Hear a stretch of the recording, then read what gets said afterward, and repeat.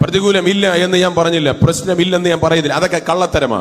ചിലർ പറയുന്നു പോരാട്ടങ്ങളില്ല, ബുദ്ധിമുട്ടില്ല, വെല്ലുവിളികളില്ല. മറക്കരുത്, നീയും ഞാനും നിൽക്കുന്നത് പോരാട്ടത്തിനകത്ത് തന്നെയാണ്, വെല്ലുവിളിക്കകത്ത് തന്നെയാണ്, പ്രതികൂലത്തിനകത്ത് തന്നെയാണ്. പക്ഷെ നമ്മുടെ ഒരു ധൈര്യം എന്തെന്നറിയോ?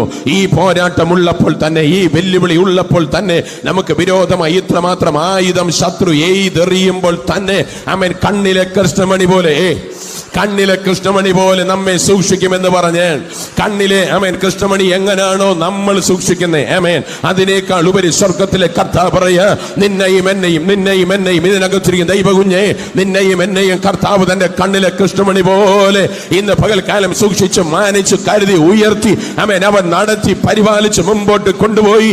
ശത്രു തൊടാതെ, വെല്ലുവിളികൾ തൊടാതെ, പ്രതിസന്ധികൾക്ക് നീ കുടുങ്ങിപ്പോകാതെ, അതിനകത്തു നിന്നെല്ലാം യേശുവിന്റെ നാമത്തിൽ നീ വിടുവിക്കപ്പെട്ട് സ്വർഗത്തിലെ ദൈവം നിന്നെ കരം പിടിച്ച് ഉയർത്തും.